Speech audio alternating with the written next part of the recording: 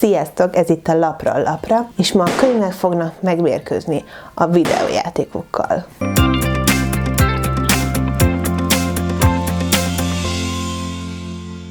Pontosabban az olvasást állítom szembe a videójátékozással. És hogy miért teszem ezt, miközben tök egyértelmű, hogy az olvasás sokkal jobb? Majd meglátjuk a végén. Először végigmegyünk azokon, hogy miért jó játszani, miért jó olvasni, miért nem jó ezeket csinálni, bár persze nincs olyan, amiért nem jó könyvet olvasni. Még soha nem lett baj az olvasásból. És ne aggódjatok, lesz a témához kapcsolódó könyvajánlás is, így könyvek nélkül sem maradtok. Én nem vallom magam egy nagy gamernek, én jobban szeretek nézni másokat, ahogy játszanak. Csak hogy a leghíresebbeket mondjam, a The VR-t, Nessai-t, persze én is szoktam játszani, azért sokszor rákattanok egy-két dologra. Nyilván többet olvasok, azért van az a csatornám. Nézzük meg, hogy miért jó játszani. Kezdjük ezzel, hisz azt tudjuk, miért jó olvasni. De arról is lesz szó. A videójátékok fejlesztik a probléma megoldó képességeinket. Ugye nagyon sokszor kell akár stratégiai döntést hozni, vagy nagyon gyors döntést, attól függ, milyen játékról van szó, és hát ez nyilván tudja ezt a tulajdonságunkat erősíteni, hogyha esetleg nem volt olyan jó, vagy ha jó volt, de még jobbat szeretnénk. Ez a könyveknél talán annyira megmondhatjuk, hogy ez nem igaz, hisz olvasás közben annyira nem kell döntéseket hoznunk, maximum azt, hogy kivel szimpatizálunk, vagy mi hogy csináltunk volna egy esetet. Persze vannak olyan könyvek is, most azokat tegyük félre, amik ilyen szerepjátékosak. A legtöbb könyvben nem mi hozzuk a döntéseket. Következő a memóriánk javítása és a koncentrációs képesség, ugyanis hát nagyon sok játékban kell emlékezni korábbi lépésekre esetleg, vagy szabályokra, vagy hát arra, hogy esetleg korábban hogy döntöttünk, ez mindig játékfüggő lesz. És hát igenis nagyon rá kell koncentrálni egy-egy játékra, persze vannak kivételek, így ezt növeli. De ezt nyugodtan elmondhatjuk az olvasásnál is, ugyanis ott emlékezni kell, főleg egy közel 1000 oldalas könyvnél, hogy eddig mi történt, kik a szereplők, pontosan mit csináltak, ha sorozatot olvasunk, akkor meg végképp, és hát igencsak koncentrálni kell egy-egy könyvnél, hogy benne maradjunk a könyvben, sőt én azt mondanám, hogy ez még inkább jellemzőbb a könyvolvasásnál. Inkább neki írnám föl, persze mindkettőre igaz. A multitaskingot, tehát hogy az egyszerre több mindent is csináljunk és figyeljünk, ezt is nagyon jól fejlesztheti egy-egy videójáték, ugyanis ott nagyon sok esetben egyszerre kell több mindenre figyelnünk. Ha akár csak egy világépítős játékról beszélünk, vagy tényleg egy ilyen stratégiairól, akkor általában nagyon sok elemet kell figyelembe vennünk. Például az én egyik kedvenc játékom a Frostpunk. Az ilyen menedzsment játékoknál mind nehéz fejbe tartani ezt a sok dolgot, hogy tehát most pörgetem az időt, vagy akarok intézkedni valamit. Hát ott nagyon sok elem van, amire figyelni kell egyszerre, mikor meghozol egy döntést, hogy aztán az egész felépített munkád ne menjen a kárba, és halljon meg mindenki. Nehéz. Ez a könyvekre szintén annyira nem igaz szerintem. Ha csak nem vagy olyan, mint én, és szeret egyszerre filmet nézni, és könyvet olvasni, és még kutyán csimogatni, és mellette küzdeni azzal az érzéssel, hogy inkább takarítani, főzni kéne, mint hogy megint könyvet bújjak. Ez is multitasking. Azért legyünk reálisak, ez inkább videójáték. Gyorsabb gondolkodás és hatékonyabb gondolkodás. Jó, mindegyikre mondhatnám ezt, hogy játékfüggő, de nyilván nagyon sok játékban kell nagyon gyorsan döntést hozni, gyorsan reagálni, és hát egyfolytában mozognak azok a bizonyos agytekervények.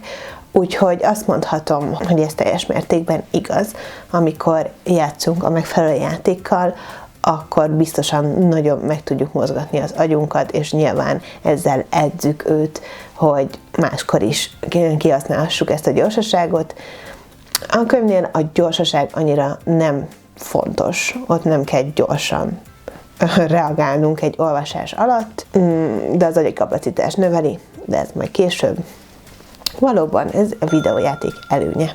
Játékoktól lehet tanulni és fejlődni, ugyanis javíthatja esetleg a matek tudásunkat, a logikánkat, akár mondjuk egy szabadulós játék sokat tud ebbe segíteni, illetve a nyelvi és olvasási képességeinket is tudja fejleszteni, ugyanis én elég sok emberről tudok, aki a játékoknak köszönheti az elég jó angol nyelvtudását, már fiatalon, ahogy játszott, elég sok angol szót megtanult, nem biztos, hogy a leghasznosabbakat, de azért tanult. És nagyon sok játék sztori alapú, erről majd később beszélni fogunk. Nézzük az érzelmi részét. Hát mindenképpen mondható, hogy egy nehéz nap után, vagy egy nagyon stresszes életszituációban nagyon jól tud esni, leülni, és hát megölni pár zombit, vagy bármilyen módon, kinek mi, de kiereszteni a gőzt, és elengedni a napi stresszt, és hát ezt mondhatjuk, hogy ez egy egyértelmű jó dolog, de ez teljes mértékben igaz az olvasásra is, ugyanis ott bele tudsz merülni egy teljesen másik világba, és kizárni a külvilágot, és belekerülni egy olyanba, amit hát vagy szeretnél élni, vagy nem, de így is jobb elmenekülni abba a világba, mint a jelenlegibe, és remekül ki tud kapcsolni egy jó könyv. Úgyhogy ez szintén nem csak a videójátékozás érdeme. A videójátékozás, ha olyat játszunk, ugyanúgy tud segíteni azon, hogy ügyesebben és jobban dolgozzunk csapatban. Hát nyilván itt a multiplayer játékokról beszélek, rengeteg ilyen van, ahol együtt összedolgozva lehet csak elérni egy bizonyos célt, felépíteni egy világot, megmenteni valakit, vagy csak simán túlélni.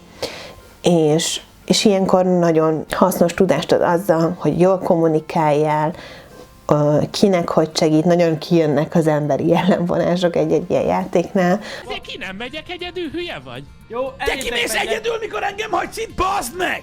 Hogy ki hogy viszonyul a többiekhez, inkább segítő, inkább vezető, inkább követő nyilván, és hát csak minden kiderülhet, és segíthet egy-egy ilyen tulajdonságunk fejlesztésében, hogy a való életbe is át tudjuk ezt ültetni. Ugye ez a könyvben ez nem igaz, úgyhogy ezt a videójátékhoz írhatjuk, ugyanis ott nagyon ritkán kell együtt dolgozni egy könyvolvasás alatt, és ugyanígy közös pont így a úgymond ismerősök és barátszerzés is szerintem, hogy könyvek által a könyves közösségben, ahogy mondtam, lehet új ismerősöket, kis családot alkotni. Ez ugyanúgy az online térben is lehet. Szóval mindkettő számlájára írhatjuk, hogy remek közösségek tudnak kialakulni az online térben is, és az olvasással kapcsolatban egyaránt. Ha fizikai képességeket nézünk, akkor a videójátékok szuperül tudják fejleszteni a koordinációs képességeinket és a reakciós időt. Ugye nagyon sok olyan játék van, ami ezekre épít, akár vegyük csak az autós játékokat. Ezt hívják úgy, hogy a borulós, megforduló. Forma 1-eseket, lövöldözősöket. Ezeket mind eléggé tudják fejleszteni. Az olvasást hagyjuk, az fizikailag nem fejleszt. Maximum, mikor több órán át áll sorba, egy dedikálásra is rengeteg könyv van a hátadon, a kezedben, akkor egy jó kis izomfejlesztős dolog, vagy pedig egy 1000 oldalas könyvet próbálsz úgy tartani és kényelmesen olvasni, hogy ne szakadjon le. Semmelyik végtagod. Tud inspirálni embereket a videójáték, a kreativitásokat kihozni. Nagyon sok videó van a Simsről, ahogy szebbnél szebb házakat építenek föl nagyon profi módon. Világokat felépíteni. Tényleg az egyik kedvenc közösségi játékunk, amit barátokkal játszunk, az Echo, ami nem egy gyönyörű játék, viszont együtt a semmiből tök jó dolgokat lehet felépíteni.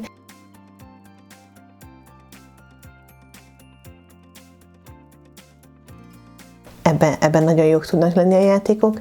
Nyilván kreativitás szempontjából teljesen más nézőpontból a könyvolvasás is ezt fejleszti, hisz ott a fejedben kell felépíteni egy egész világot. Hiába van leírva, az agyad tárja eléd, a szemed elé, hogy nézhet ki, és nem csak a világot, de a szereplőket is, a mozzanatokat, a színeket, a szavokat. Minek olvasol ilyeneket? Ebben még kép sincs. Az ilyen könyvekhez képzelet kell. Úgyhogy az is kreativitást fejlesztő, még ha másképp is. És hát most így hirtelen ennyi a videójátékokra, biztos még ezret tudtok mondani, de így nagyon átfogóban erről van szó, és azt hiszem elmondhatjuk, hogy ez mindig az. Nézzük az olvasást, bár már jó sokról elmondtuk, hogy az is igaz rá. Nyilván javítja a nyelvérzékünket, a szókincsünket is az olvasás, hisz mai napig vannak olyan szavak, amiket még sehol nem láttam. Pont a mostani olvasmányomban is volt olyan, hogy ilyet még nem is láttam, hogy létezik ilyen szó, ami valószínűleg az én szegénységi bizonyítványom, de ez tény, hogy amióta még többet olvasok, azóta nekem is érezhetően javult a szókincsem, amit ti nem mindig vehettek észre, mert itt teljesen fejből zagyválok nektek általában mindent, és megmondom őszintén, olyan lusta vagyok, hogy sokszor fel sem készülök, csak leülök és beszélek. A lényeg, hogy én is értem magamon a javulást, és szerintem sokan így vannak vele. Azért a legtöbb ember, akivel találkozok és olvasott, általában nagyon szépen fejezi ki magát. Ami nálam nagyon kifejezetten az olvasásra pluszpont, bár vannak olyan videójátékok, ahol szintén mondható ez, de az empátia, a nyitott gondolkodás és a szkepticizmus, amiben nagyon sokat segítettek a könyvek, főleg Jodi Picoult könyvei, ugyanis hát vannak, vagyis voltak erős meggyőződéseim bizonyos témákban, de egy-egy könyv, egy-egy történet, egy-egy író megtanított arra, hogy több nézőpontból vizsgálja meg történéseket, vagy fontos kérdéseket, tabu témákat, mint betegségek, vallási dolgok és egyéb társadalmi meggyőződések, mert nagyon sok könyvben más emberek szemén keresztül nézhetünk végig egy-egy történést, vagy egy-egy kérdést megvitatását, és hát ezért a kedvenc írónőm még egyszer Jodi, mert nála ez mindig így van, ugye ő tabu témákat feszeget, és több szemszögből is megvizsgálhatjuk. Például legutóbb az ilyen nagyobb felismerésem, hogy az abortusz témáról volt, ott is volt egy nagyon erős meggyőződésem, amit nem változtatott meg, de nyitottabbá váltam mások gondolkodására. Jobban elfogadom a mások véleményét, és igen, mondhatjátok, hogy ez játékoknál is igaz, sőt, ott is beleképzeled magad másokba, de ott ritkán hangsúly az, hogy több nem nézőpontból vizsgáljunk meg egy-egy dolgot szerintem. Vagy ha van ilyen játék, akkor szóljatok. Kíváncsi vagyok. Ugye hát mondhatjuk alapból azt is, hogy növeli a tudásunkat a könyvolvasás. Az olvasás nem nőknek való. A végén még elkezdenek gondolkodni. De hát ez megint csak arról szól, hogy attól függ, hogy mit olvasunk, és ezt bármikor elmondhatom. Ezt valljuk be, vannak olyan könyvek, amik nem tudásnövelőek, szimpla, egyszerű szórakozás, amivel semmi probléma nincsen. Hát nem éppen lexikális tudásnövelő egy-egy történet, itt nem emelek ki senkit, mert mindenki itt hagyna, elmondanám a véleményem egy-egy könyvről, ami nagyon népszerű, és ezt nem akarom. De ugyanakkor vannak, és itt nem csak az ismeretterjesztő könyvekről beszélek, hisz az egyértelmű, de például vannak olyan írók, akik nagyon sokszor csempésznek bele kis részeket egy-egy témáról, amiről eddig nem tudtam, érdekes információkat, szokásokat, kultúrákat, különféle társadalmakat, amiket eddig nem ismertem, megtanulhatok könyvekből, és igen, igaz lehet egy-egy játékra ez is. Például majd a ajánlásoknál jön az Assassin's Creed, ahol visszamegyünk a történelemben, és az is nagyon érdekes dolgokat tud megmutatni, meg biztos van még rengeteg ilyen, de azért a könyvekre talán egy picivel ez jobban jellemző szerintem. Itt még belehoznám, ha már tanulás, és most már így említettem a kultúrát, ugye én szerintem ez is egyfajta nyitottságot ad az olvasónak, hogy megismerünk olyan kultúránkat, ahol vagy nem jutunk el magunktól, vagy annyira távol áll, vagy már nincsen, amik egyszerűen másképpen szinte lehetetlen. És én például nagyon sokat tanultam, ugye állandó téma nálam az amis, hát kultúra, vallás, társadalom, attól függ, hogy nézzük. És ránk néznek furcsán. Azt mondják, elbújjunk a valóság elől. Miközben ez a valóság. De rengeteg téma érdekel, ugye afrikai népek, ott mondjuk hál' Isten jártam is, de hát nyilván nem mindenhol, nyilván ennyi időn nem elég megismerni, és ezért nagyon szeretek róla olvasni. És hát még sorolhatnám, ugye a legutóbbi olvasmányomnál például a kínai tea készítés művészetéről is azért kaptam egy-két infót. A könyvekről azt tartják, hogy olcsó, elérhető szórakozás például. Hát tudnék vitatkozni, de nyilván meg lehet oldani könyvtárból, vagy használt könyvekből, antikváriumokból nagyon olcsón és nagyon könnyedén hozzáférhetőek, míg egy-egy jobb játék, sőt egy-egy nem jobb is, azért jóval drágább, és nem csak magáról a játékról beszélek, hanem a gépről, ami szükséges, hogy egyáltalán tudjál rajtuk játszani, ugyanis egy-egy játéknak azért elég nagy gépigénye van. Úgyhogy hát nekem ezért maradt, hogy nézzem Nesztáikat, ahogy játszanak. De hát valóban jobban hozzáférhető szolgáltatást, tudást, stresszlevezetést, egy kis agytornát tud adni, akár szinte ingyen is a könyvek olvasása. Tehát elmondhatjuk, hogy mindkettőnek megvannak a maga előnyei. Én azt hiszem, hogy maradjunk egyelőre döntetlennél. Mit szólnátok a hátrányokhoz? Természetesen kezdjük a videójáték hátrányaival, ugyanis az olvasásnak nincs. Hát az első szerintem, ami mindenkinek eszébe jut, az az addikció, tehát hogy rászokunk és nem ereszt. Szerintem aki játszott már bármilyen videójátékkal, az tudja milyen, amikor teljes mértékben úgymond rákattansz, csak arra tudsz gondolni, és mennél tovább a pályán is. Vagy építeni tovább a városodat, vagy csak érdekel tovább a történet. És ha már ott tartunk, hogy érdekel tovább a történet, hát ki tudja jobban, mint mi, hogy az olvasás is addikciót tud okozni. És sőt, nem csak az olvasás, de a könyvek felhalmozása is. Ugyanis az egy külön addikció nálam, de tudom, hogy nálatok is néz a szemembe. Ne hazudj, így van. Igen. Következő hátrány, hogy emiatt halogatjuk, vagy egyáltalán nem csináljuk meg azokat, amiket meg kéne, mondhatjuk így is. Nem koncentrálunk elég a munkára, a tanulásra, a házi munkára, a családtagokra. Ideje, hogy végre sútba dobd ezeket a haszontalan könyveket, és fontosabb dolgokkal foglalkozz. Például vele. Hát maradjunk annyiban, hogy ez könyveknél is sokszor előfordul. Hát ugye a játékos életmód sokszor nagyon egészségtelen, hisz ülsz, nem mozogsz, sőt mellette akár egészségtelen gyors kajákat is tömsz, vagy ne kelljen ott hagyni a gépet, és energiaitalt iszol. Molyog nektek ebből valami? Hát mi is ülünk olvasás közben, nagyon ritkán nem, bár most elkezdtem kifejleszteni, hogy a futópadon az e-bookon olvassak. Szóval a videójátékok negatív számlájára írhatjuk a megnövekedett agressziót. A játékok rosszak, erőszakot hoznak! Én ezt azt mondom, hogy az erre fogékony ember bármi motiválhatja, nem csak a videójáték, ugyanúgy egy film, ugyanúgy egy nagyon erőszakos könyv, mert hát van. Szerintem néhány könyv sokkal durvább, mint bármelyik videójáték. Azért kerül az előtérbe, mert több fiatal játszik videójátékot, mint hogy olvassam, sajnos, nem sajnos, erről szól a videó, ki döntse el. De nyilván ezért van előtérben jobban az, hogy fiatalokat befolyásolja egy erőszakos jelenet, meg hát persze ott van a vizualizáció, tehát megnézzük az új Mortal Kombatot, hát azért az durva, bár attól még nem lesz kedvem ugyanazt csinálni, mert nem vagyok rá fogékony, nem tud így befolyásolni. Egy befolyásolható elmét akárki, akárhol, akármikor tudja erőszakra buzdítani. Szóval én ezt nem írom fel rossznak. Szociális izoláció a következő pontunk, tehát hogy nem nagyon szocializálódunk, ha túlságosan belemélyedünk ebbe a hobbiban. Ugye ennek nagyon nagy ellentmondása az, amit korábban mondtam, hogy közben meg barátokat szerezhetsz. Ez megint emberfüggő, hogy mire mész rá, ha nagyon egyedül akarsz lenni a kis világodban, bármi oknál fogva, akkor nyilván nem nagyon keresed mások társaságát, ez igaz. De közben meg egy közösségbe is beletartozhatsz, akár a játékon keresztül, akár az olvasás világában. Ez úgy mondom, hogy megint egyénfüggő.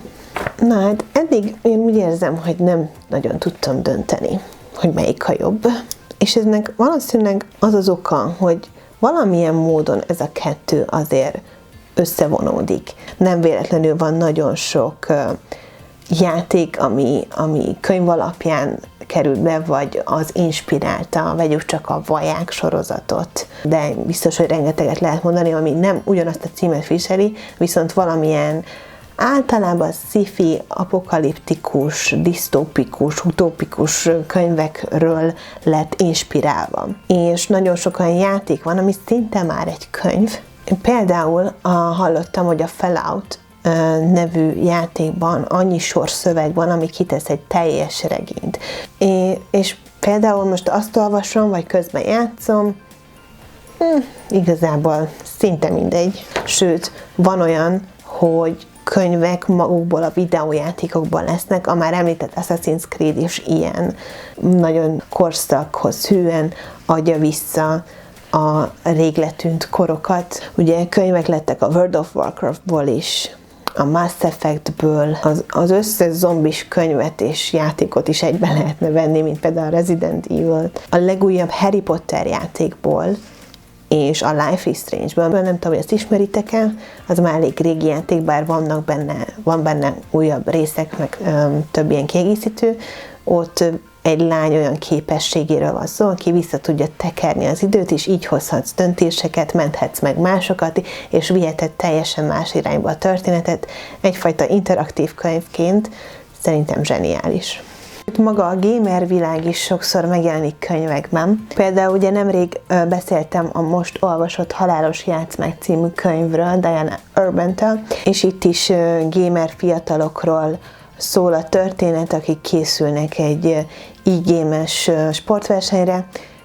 Nem ez a főszál, de azért megjelenik benne, tehát aki benne van ebben az egész világban és szereti, az például olvashat erről. Ugyanilyen Poznanszkinek az Erebos című könyve, a Valóságok harca. Nick valóságos megszállhatja az Erebosnak, az új nem hivatalos számítógépes játéknak, amely az iskolákban kézről kézre jár. Mindenkinek egyetlen példánya van, amellyel csak is magányosan játszhat.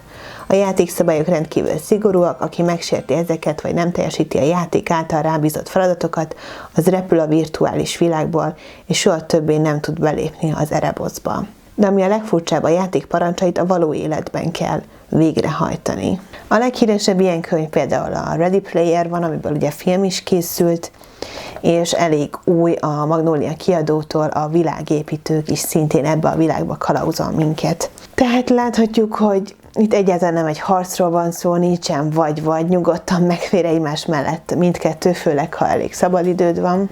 Hisz mindenki azt csinálja, amit szeretne, ami kikapcsolja, ami szórakoztatja, de van olyan, ami nem feltétlenül fejleszt, vagy nem feltétlenül ad új dolgot a személyiségedhez, tulajdonságaidhoz, készségeidhez.